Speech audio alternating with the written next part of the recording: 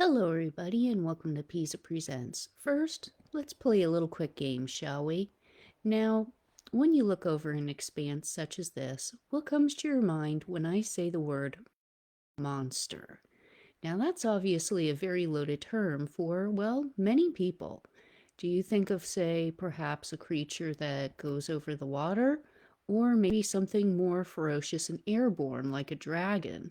Or maybe something else still within the water, but something a little bit different, maybe more exotic? Well, different and exotic is definitely something that sums up the creature in the middle right there.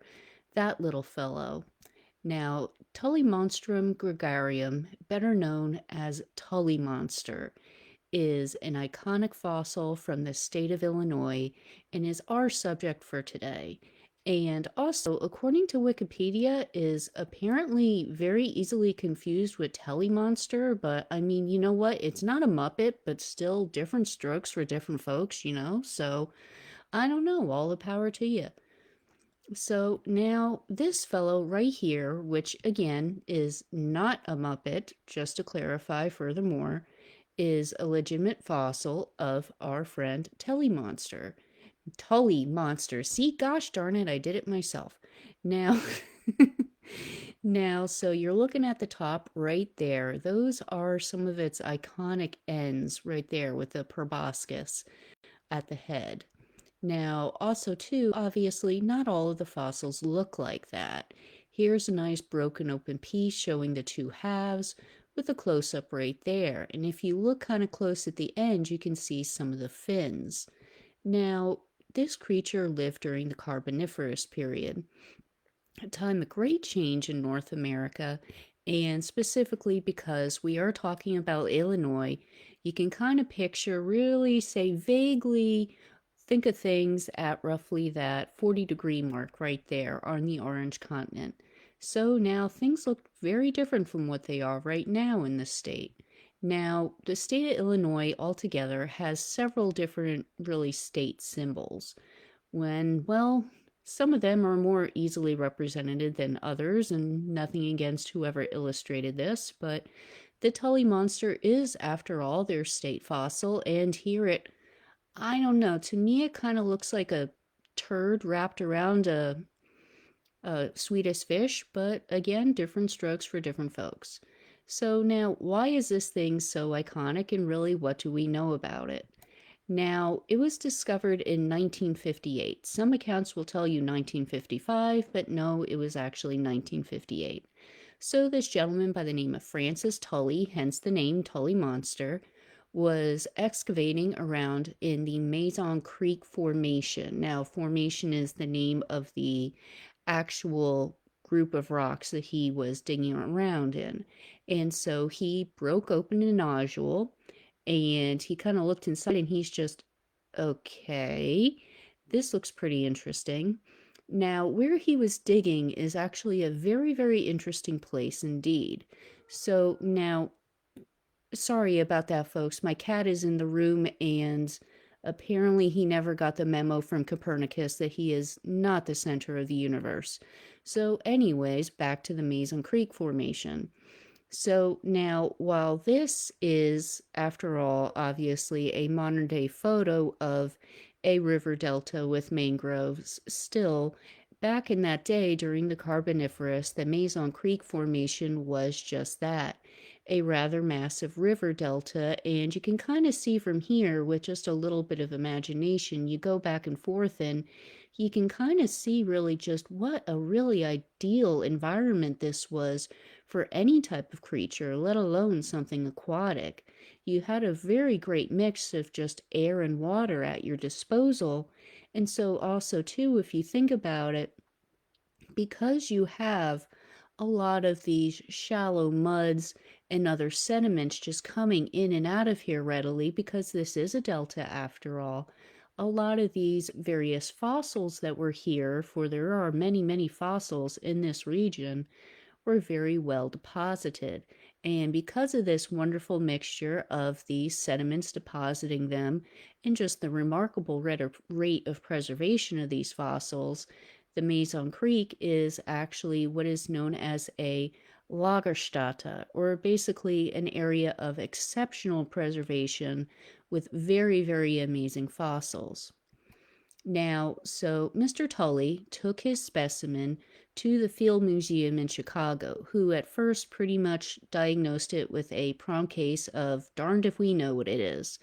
So they couldn't figure out what the heck this thing was, and it was subject to a great deal of research for actually quite some time. And well, still today. That's one of the great ironies about the Tully Monster is that oh my gosh, this thing is argued about constantly. And people have said that this thing is a worm, that it's a cephalopod, that it's some sort of giant segmented proto fish, that it's they cannot keep up their minds straight. It seems like as soon as one paper comes out saying that it's X, another paper comes out the next month saying no, it's really Y. But that's one of the wonders of paleontology, isn't it? It wasn't until 1966 that it was finally named Tully Monstrum gregarium, which means Tully's common monster. Now, common is kind of an odd term you may think to use for something that sort of looks to be, well, at least my viewing, by kind of like an old-fashioned vacuum cleaner with a pair of fins and a crab claw at the end of it. But in this case, common monster references the fact that these actually are common fossils within the area that they're found. So that's just what that means. So it's Tully's, after the individual that discovered them, common, referencing that they're common fossils, and monster, meaning that they, well, they look like that. So now, what are some of the various pieces and parts and things that we do know for sure about that, and some of the various body parts that more or less, what do we know for sure? Okay, now, so altogether, specimens of the Tully monster have ranged from 3 to 14 inches long, with on average, you're looking at about 6 inches. Now, so when you look at a specimen, it has really a couple of easily defined parts to it. You have your fins. Now, then, altogether, the body is divided into three main components, with the tail, the trunk, and then the head being the, no pun intended, rather flexible part at the end. Flexible meaning that people can't really sort of make up their mind as to what to call certain parts of it. Now, with that part at the very, very end there, the proboscis, that has several sharp teeth into it. What the Tully monster really ate, how it hunted, is something that's still up to slight bit of debate. Was watching a YouTube video maybe about a week or two about this, and they were going into this great and wonderful detail about things, which is marvelous because they can't really determine a lot of that. And so a lot of what is, if you look into this creature, just keep in mind that what you read about it, just take with a grain of salt and just look for backup with anything that you try to read and any facts that you try to glean on things. Now, this right here are the transverse bars and organs. The reasons that I am not calling those the eyes is because people cannot really make up their minds as to whether or not they are eyes yet. Heck, for God's sakes, people can't even make up their mind as to whether or not that thing is right side up or whether or not it is upside down. It's not, yeah, it's very, very little things make logical sense in terms of arguments with here. Now, speaking of arguments, the main argument overall with Tully Monster is whether or not it is an invertebrate. Now, when I said this to a coworker of mine earlier, Matt, he was actually very, very surprised. And the first thing that he did after giving me this really, really weird look was, how on earth does something, he didn't say it that way, but I can't swear on something that gets streamed to YouTube.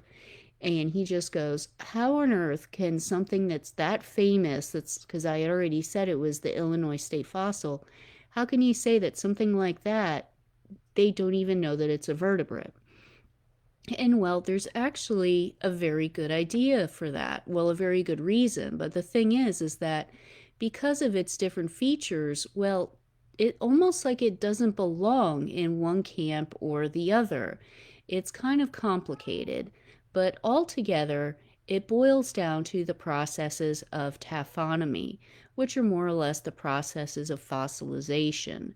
So now, fossilization, just the actual physical processes, are very, very hard on a specimen, especially something if you consider something that's aquatic, because you're dealing with a lot of soft parts, a lot of softer bits and pieces.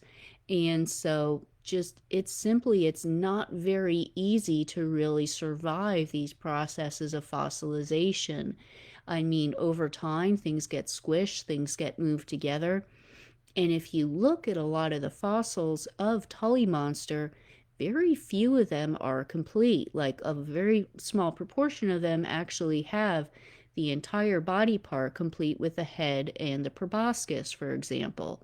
Now, so because of that, people can't really, there aren't that many specimens to glean from to really compare things back and forth, which personally I do think is part of the root of this. Now, what really causes, what's at the core of such a big dichotomy in terms of how people view this research, and one person says X and another person says no, that's Y, that I'm not too really sure on. But let's really look at things first and see and compare things. Now, so what are the various things that we can look at in terms of Tully Monster being a vertebrate? Now, first of all, according to some, they are potentially found to have gills in some specimens, which is a feature found in gills akin to early vertebrates. Now, also, too, scanning some specimens with scanning electron microscopes, scanning specifically the teeth and the eyes, have resulted in finding features that are akin to several early vertebrates. Specifically, people have likened them to lampreys. So now also too as well, there are also several key mussels that are similar to those found in early vertebrates. And also as well, people point to a particular part known as the notochord, which is basically, it's not the spinal column. People confuse it very often with the spinal column. It's not. And I'm sorry if you folks hear my cat screaming in the background. I swear to God, he's fine. He's really mad that he's not the focus and center of my attention right now. So now, Chester, it's fine. I swear to God. Okay, now, so sorry I had to look at him a second. So now what a notochord is that it is a semi-rigid structure that at some time or another all vertebrates have. It may have dissolved over time as they age out of an embryonic structure, but at one time or another all notochords have, all vertebrates have a notochord. Now you can kind of look at it right here, sort of shows you really where it is in terms of the placement. But now you compare that then to really what are the arguments against invertebrates? Well, some people say that those gills and that mussel that just flew away, well, some folks argue that the gills and the mussels, well, where people say that they are attached, that's where they actually, no, they shouldn't be attached there. They really should be attached in different places if the specimen were a vertebrate, just from simple the push-pull of muscles. It shouldn't be that way. Also, too, if you just say, imagine a spinal column going throughout that creature right there, and then think of just that very, very thin, shallow neck going through there. Irregardless as to what the creature ate, even if it was very, very thin, just small organisms still trying to swallow, there are some that argue that it would be very difficult for this creature to eat even live prey chewed up and swallowed up if it had a spinal column there. So the fact of that it may have been difficult to eat with a spinal cord there is another argument in the process. And then also too, the whole entire thing with the testing on the eyes and the teeth. Some people have interpreted those tests differently and done other tests and say that that points to the eyes being what are called cup eyes, which are actually features that are not found in things like lampreys, and that furthermore, that notochord, which are basically the absolute crux of the argument of these creatures being early vertebrates, that is not really true. And that so more or less, if these creatures were vertebrates, so if you look at some of these fossils of Tully Monster, the argument of these being vertebrates that centers on the notochord controversy is that you look at some of them, and in some fossils people say, well, here the notochord, in implied air quotes, goes from point A to point B, but in this specimen it goes from point A to point, say, Q. Things aren't consistent, and when really it should have began from behind the teeth to this other point. And so that's another argument, is that the notochords in these specimens are not consistent, and that they also too, they don't begin where they apparently should be. So in other words, there's a lot of arguments and a lot of debates about Tully Monster. Whether or not it is definitively an invertebrate or a vertebrate is something that is still argued about, with major papers just being published only last year on both sides. So, you know what? That's one of the things that we'll probably never really definitively solve, even for such a famous and iconic fossil such as this. But for one thing we know for sure, it's definitely not a muppet. So, thank you very much, folks, for joining us. My cat and I thank you. And